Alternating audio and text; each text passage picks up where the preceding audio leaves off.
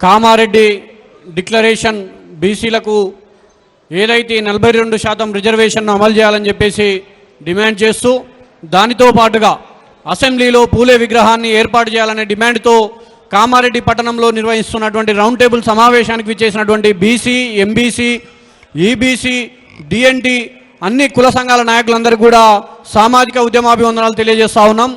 అయితే ఈరోజు వరకు ఈ దేశంలో రిజర్వేషన్లు అమలవుతున్నప్పటికీ కూడా ఈ రిజర్వేషన్లలో కనీసం 3 నుంచి 6% కేంద్ర ప్రభుత్వ ఉద్యోగాలలో బీసీలు లేరు, 9% వరకు రాష్ట్ర ప్రభుత్వ ఉద్యోగాలలో బీసీలు లేరు. ఈ యొక్క దారిద్ర్యం అంతా ఎక్కడి నుంచి దాపురించిందంటే అవగాహన లేమితోటి, చైతన్య లేమితోటి ఈ పరిస్థితి ఈ దేశంలో దాపురించి ఉన్నది.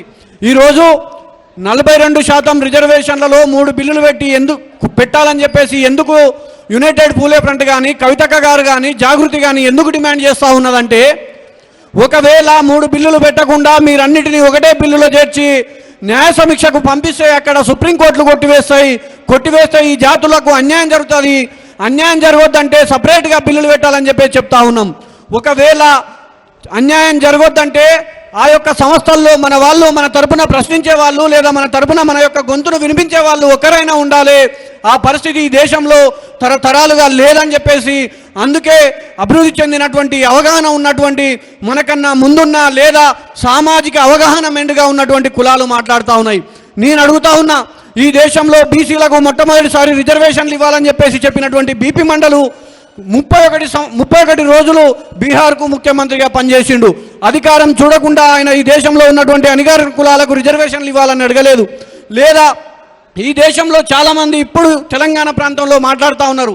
అనేక పార్టీల జెండాలు మోసినప్పటికీ కూడా, ఏ జెండా పక్షాన మనం ఉన్నప్పటికీ కూడా ఆ జెండాలో 100కి సగ భాగమైనటువంటి బీసీలకు రాజకీయ అవకాశాలు లేవు, విద్యా అవకాశాలు లేవు, ఉద్యోగ అవకాశాలు లేవని ఏనాడు కూడా చట్టసభల్లో మాట్లాడినటువంటి దాఖలాలు లేవు. కాబట్టి ఈరోజు నేనేమంటా ఉన్నా అంటే, అణగారిన వర్గాల గొంతుకగా మాట్లాడడానికి మనం అణగారిన వర్గమే కానవసరం లేదు. ఎందుకంటే కర్నూలు జిల్లా ఆత్మకూరులో పుట్టినటువంటి చంద్ర పుల్లారెడ్డి పశ్చిమ బెంగాల్లో పోయి ప్రాణత్యాగం చేసిండు. ఎందుకు? ఈ దేశ అణగారిన వర్గాల ప్రజల కోసం.